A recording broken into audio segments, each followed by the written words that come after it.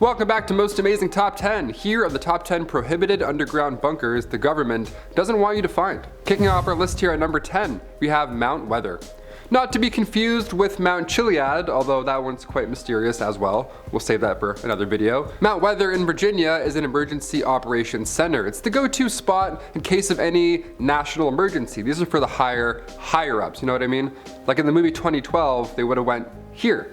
The facility is around 560 acres, and it's also used as the command center for the Federal Emergency Alert System. So if there were ever a day where the president needed to announce anything massive, this is where he'd go to do so. It's about an hour away from Washington, D.C., and after the 2001 September attacks, the news reported that these high-level leaders of Congress were taken just 75 miles west of Washington. There was a literal traffic jam of government vehicles going that direction. Also, from above, Mount Weather looks like it's hiding military-style support housing.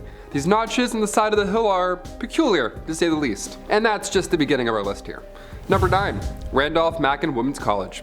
Yeah, when you think of a doomsday bunker or anything hidden below the surface of the earth, you're thinking airports, right? Something massive, vaults in the middle of the Arctic maybe, some secret Bermuda Triangle, alien base, whatever. Well, look no further than Lynchburg, Virginia, at Randolph College. So around World War II, just like most of these places that I'll mention on this list, a bunker was made to protect people, government officials, and sometimes art. The National Gallery of Art hid paintings in North Carolina, so another privately funded facility at Randolph College was also at the ready. It was this 3-bedroom hideout for the gallery's curator. You can't forget about art on this list. It's also important. Number 8, the Shanghai Complex. Most of the details of this one are still unknown, as are the other ones on this list as well. How fun is that? A mysterious Shanghai Complex. Let's talk about it. It's this massive underground bunker, as you probably could have guessed, and it's supposedly able to fit 200,000 civilians comfortably. It's over 100 million square feet, and it was built in case, well, a nuclear attack were to happen. This was revealed through a newspaper article back in 2006. Imagine reading about this one morning. I'd be like, hi, what? The Shanghai Morning Post touched on the new complex, saying that it's got massive protective doors, electricity, good lighting, good ventilation, all that good stuff, and it can fully support life for 2 full weeks. And yes, it's very secure. Number 7, Pine Gap. Going to the land down under for this one. Here we go. Pine Gap is a secret military compound built around the Cold War, and it's been described as Australia's Area 51. Doesn't mean that there's aliens there, but you never know. All we know of this secret base on this mysterious island was revealed back in 2013 thanks to our man Edward Snowden. Yeah, he revealed quite a bit actually. Turns out this island is not a fun resort. In fact, it's a satellite surveillance base that runs espionage operations. And it's got a lot of underground hidden bunkers. You can't even get close to this thing. The NSA is currently using this facility for global interception, and they also collect internet and telephone communication records. So your voicemail to chat is probably lying in a USB somewhere. Back in the 70s, around 400 American families moved to the nearby Alice Springs. Why? Just for fun, it seems. Just for the waves. Just for surfing the web and the waves. Number 6, the Greenbrier. Located in Sulphur Springs in West Virginia, this US hideout was crucial during, you guessed it, the Cold War.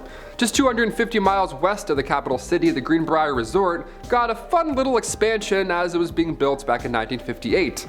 This expansion to the resort was not another spa, there was no water parks, no splash pool, anything like that. Rather, it was a secret bunker for United States Congress.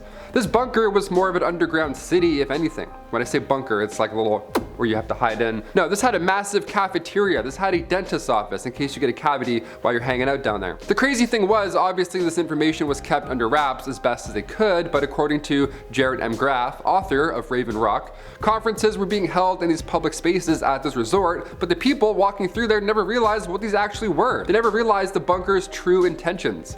It was a doomsday chamber all around them this whole time, and they're having resort meetings. One thing employees did notice was how many urinals were in the building, which is, to be fair, that's kind of funny. That's the first thing I would notice.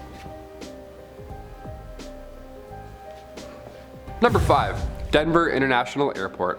Since its opening in 1995, Denver International Airport, DIA, has been the subject of many myths. I've heard about this before. This is hilarious. I think it's in Tony Hawk, probably. I don't know. Some are so bizarre I had to include it on our list today. Yeah, lizard people. Apparently they like to build airports.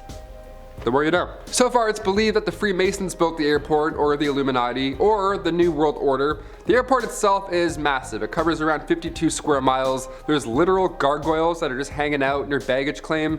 The art displayed there is a little odd, so I get it. It does seem creepy. Maybe you want to know more about it. But the airport has started to lean into this conspiracy. They're actually laughing at this stuff by now. They have a conspiracy month that began back in 2016. How fun. Imagine going to the airport and they're like, oh, it's conspiracy month. I'm like, what? I just want to fly Delta. What's going on? They even show a screening of Close Encounters of the Third Kind. So yeah, like I said, they're really leaning into this. I would have leaned into something too if I was hiding a secret bunker and if I was guilty.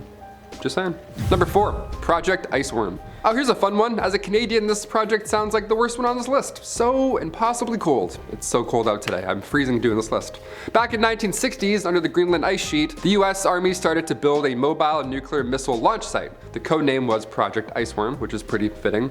Under the ground and ice. You got it, I didn't have to explain it. They were close enough that they could hit targets within the Soviet Union, right? That was the entire point here. This project was called Project Iceworm, but there was another project called Camp Century that had to be completed first. You can't just show up with a bunch of shovels and be like, all right, let's attack them. No, you have to make a base first. You gotta make sure it's livable. Camp Century was a network of underground tunnels and places for workers to stay. There was a kitchen, a hall, supply rooms, communication center, all that good stuff. There was also a nuclear power plant, so things were getting pretty official. Things were well on their way, to say the least. This was kept from the Danish government for 7 years, but in 1966, the project was canceled because of shifting ice. Or was it? Number 3, the floating White House. This one's not an underground bunker per se, but it was once a doomsday ship. That counts. Also, it's under the water, so it can technically below Earth level. I don't know. This was back in 1962, before Air Force One. There was a presidential yacht.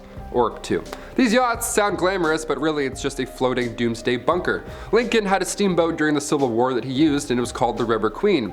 The USS Mayflower was used by Roosevelt. Then later on, 2 Navy command ships were ready in the 60s. There was a light cruiser and a light aircraft carrier, one of which was always in the water near the president, just floating by, just lurking about. This is when the Soviet Union had a weak navy, so the odds of them finding the president's ship in the Atlantic, well, those odds were slim. That is until, of course, satellite technology became a thing, and then we started looking down from above, and then after that the floating presidential bunker wasn't hidden, obviously. It's probably the worst place to put a president at this point, actually.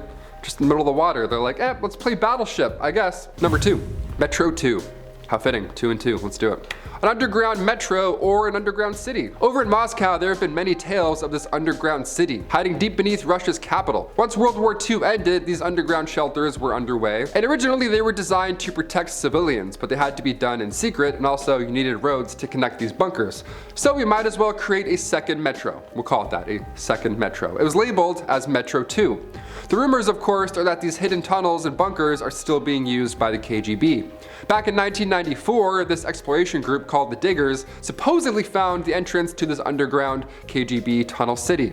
Living in Toronto, we have one underground subway station that's like kind of abandoned. Pretty sure the KGB isn't hiding there. I haven't checked though in a while, but maybe I'll take a look. I'll get my boys the Diggers and we'll go and take a look. And finally, number 1, the Svalbard Vault. Over the pandemic, I spent a lot of time playing video games and stuff like that, obviously, keep my mind busy. And most of my favorite games I realized have a similar like doomsday post-apocalyptic feel. Like Fallout 4, I was playing it and I'm like, this feels stressful. It's stressful, but quite engaging. And in real life, we have a global seed vault, and it's deep, deep in the Arctic Circle, on the island Spitsbergen. It's this massive bunker that has since been deemed the Doomsday Vault. How fun. This is where humans will store food crops, and it contains 100 million seeds. So if the Earth all of a sudden gets wiped out, or even if all the ice melts, this vault will be good to go. We won't survive, but we have seeds. All that water just flooded the rest of humanity will now regrow the Earth, ideally, which sounds so horrible, but weirdly cute. I'm kind of concerned. Is there something we don't know about this vault? Is that seed guy from Breath of the Wild hanging out in there with his loud maracas? Or Santa? I mean, Santa's only 800 miles away from this area, so he could be hiding here. You never know. Guys, those are the top 10 prohibited underground bunkers the government does not want you to find. I've been your host, Taylor McWaters, and we'll see you next time on Most Amazing Top 10. Peace.